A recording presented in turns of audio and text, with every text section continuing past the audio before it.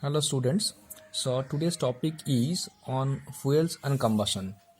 This topic is very important regarding any of the earlier topic as such steam power plant or IC engine, because wherever there is any kind of heat generation or heat liberation, there should be a process which is known as combustion.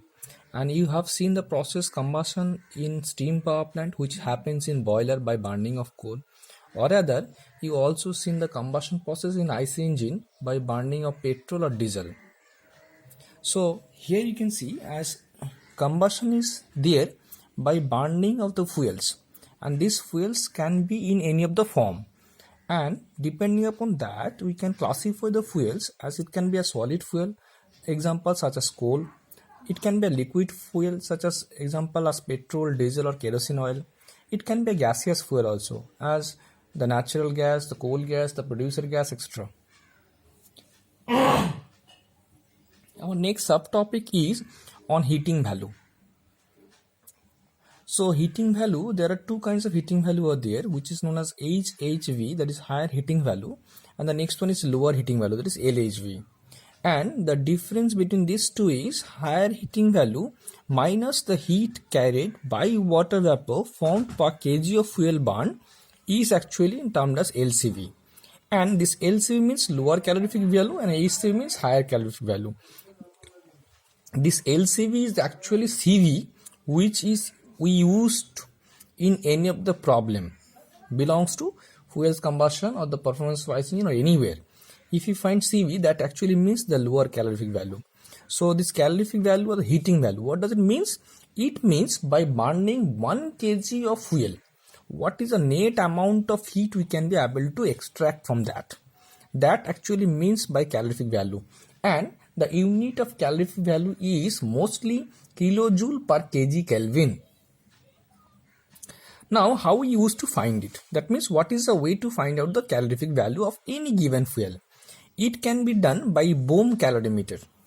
That means we used to find out the calorific value by Bohm calorimeter, and it is responsible to find out only for solid and liquid fuels. And if your fuels are gaseous in nature, then we used to find out the calorific value by using the gas calorimeter. The next topic is the composition analysis of fuels. So there are two broad methods there. One is known as proximate analysis, another is known as ultimate analysis. And in between these two, the majorly used technique is the ultimate analysis for detailed discussions. Now you can see each and every topic as the approximate or the ultimate analysis having some minute points, or it consisting of the several points, as this proximate analysis is not exact type. It considers only the idea about the fuel compositions, and it tells about the only fractions. That means we can be able to determine only the fractions value. And what about ultimate analysis? It actually helps to determine the individual elements, such as suppose the carbon, hydrogen, nitrogen, sulfur are determined, but this is a technique which is following based on mass, or it's a mass basis technique, and the relative amounts of chemical elements constituting fuel can be determined by using this ultimate analysis process. The next part is analysis of combustions. So there are two ways by which we can be able to analyze the combustion process. As one is known as gravimetric analysis, it's again termed as mass basis analysis, and another is termed as volumetric analysis. This is a volume basis technique, and this volume basis technique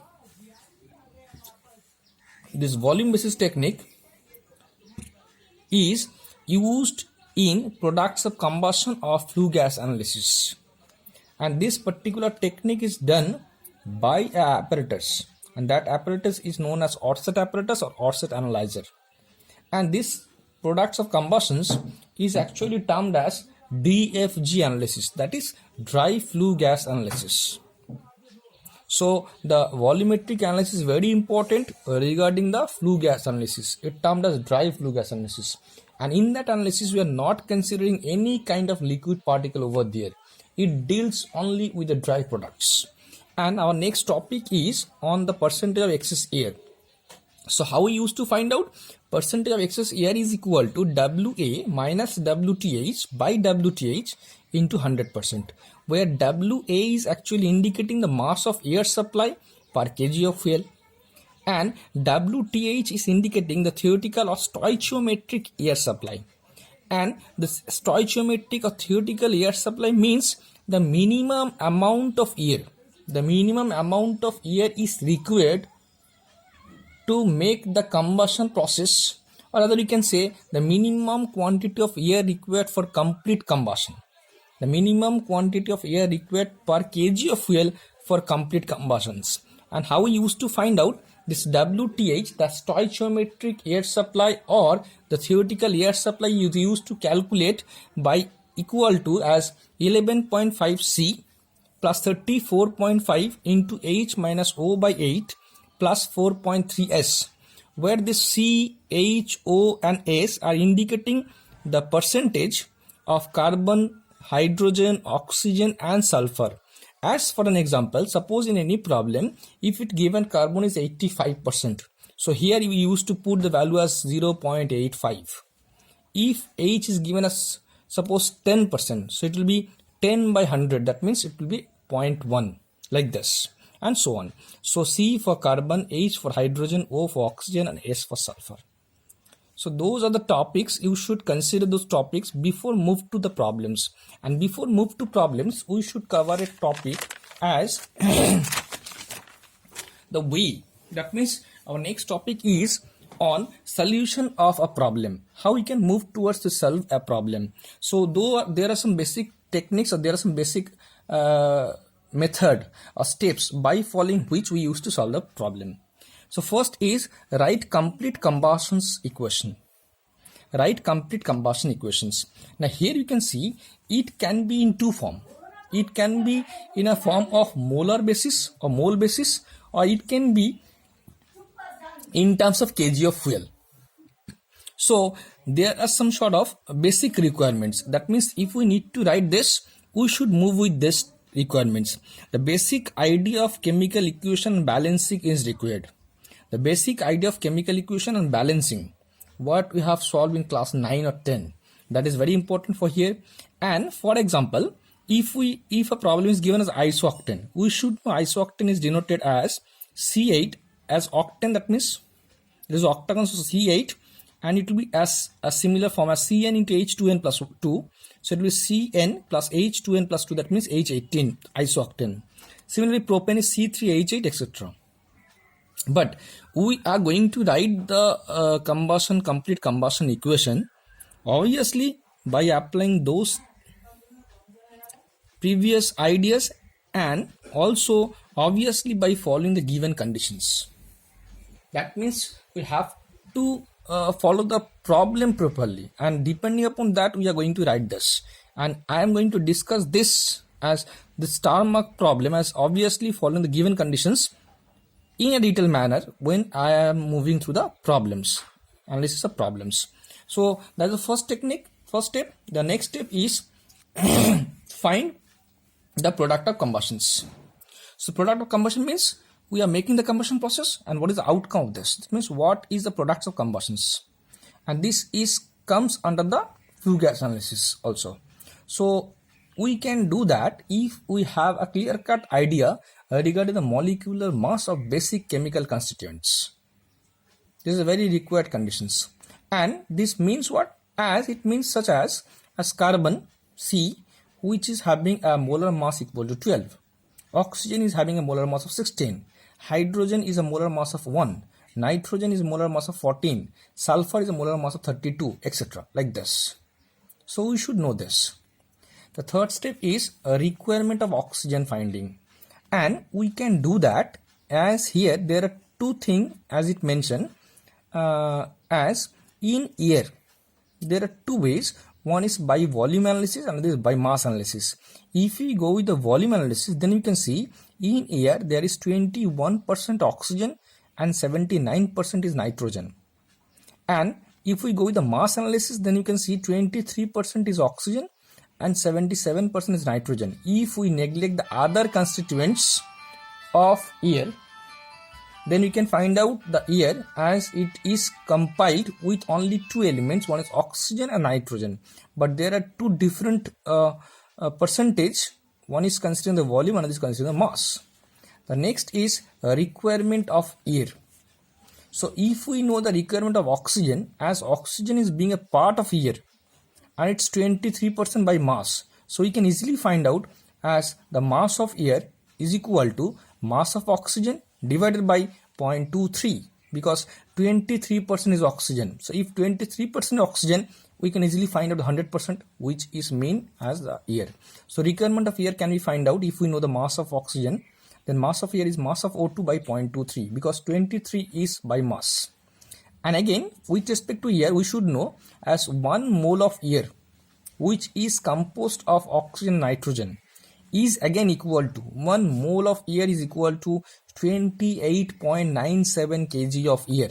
That's why in many of the problems later on you can see as wherever it mole concern of air, it automatically multiply by 28.97 or sometimes 29. And that is the reason behind this, because 1 mole of air is equal to 28.97 kg of air. The next part is from there we can also find out the requirement of N2. So 23% is oxygen, but the remaining 77% is nitrogen. So mass of nitrogen we can easily find out as mass of O2 by 0.23, that will give you the mass of air, and in air 77% is nitrogen, so multiply by 0.77, that will give you the mass of nitrogen. Now we can move with any one of the analysis as either percentage of mass analysis or percentage of volume analysis, depending upon the given question. So if it's percentage of mass analysis only, that means the gravimetric analysis, and if it's volume analysis, that means volumetric analysis. And volumetric analysis considering the DFG analysis, that is dry flue gas analysis. So in both of this, there will be a law which can be applied over here as at same temperature condition. At same temperature condition, percentage of volume analysis is again means the same as percentage in moles analysis. Percentage of volume analysis is again mean as percentage of moles analysis. This particular law is valid for both of this analysis. Wherever it required, we can apply this. Is it okay? Now we are going to give a hint regarding the DFG analysis, dry flue gas analysis, and it means that means the combustion is taken place, and whatever the products is generated, the products of combustions, the flue gas, that contains what are the elements, and we are going to analyze those elements. So come here, it indicates the DFG analysis and the corresponding table. First we should write the product of combustions. As what does it means? That means if we consider that equation, suppose C is going to be burned by the help of oxygen. Clear? So you can write C is going to burn the oxygen, and the product of combustion, the output is CO2. So CO2 is product of combustions. Clear? And that comes under DFG analysis, CO2. So here you can see C is a corresponding molar mass of 12, O2 is having a molar mass of 32, and CO2 is having a molar mass of 44, because C is 12 and O is 16 to 32 plus 12, so it is 44. So 12C is give you 44 amount of CO2. So what about if we take as suppose the your fuel contains 86% of carbon. So 86% of carbon, that is 0.86 amount. 0.86 of C will give you 3.15. That is a mass of CO2 produced by burning that amount of mass. So if we burn 0.86 of carbon, as if your fuel contains 86% of carbon, that means if your carbon is 0.86 kg, that will help you to generate 3.15 kg or the mass of CO2. So this is a mass X. Is it okay? Similarly, we can find out the percentage of mass, because it not only about to generate CO2, it can generate the CO, it can generate SO2, it can generate the nitrogen. So many product of combustions are maybe there after the complete combustion equation or complete combustion process. So we used to write each of this in that way. Clear? Then finally we used to find out the percentage of mass, suppose denoted by G. So we used to find out as like this. We are making the total summation of mass, summation of X, then G, or this is x1 by summation of x, that will give the percentage of mass analysis. From there we can also find out the molar mass of this product of combustions, as molar mass of CO2 is 44, we have already said that. And what is the mole fraction? What is the corresponding mole fraction? We can find out, as this will be G by Y. So this is G, this is Y, correspond to 1. That means number 1. So G, for this first case, G will be equal to 3.15 by summation of x. Don't know the value exactly. So G by Y1. Y is 44. So whatever that is mole fraction. And here it's come as percentage of volume or percentage of mole, because we know at same temperature condition percentage of volume is percentage in moles. So percentage of volume or percentage of moles we can write, it should be Gy1, this value, divided by the summation into 100%. So that will give you the percentage of volume or percentage of mole. Clear? So in that way you used to find out the DFG analysis, and we can find out the required one, which is required. So we're going to solve this later, as the next part of this discussion is on problem considering the fuels and combustion chapter.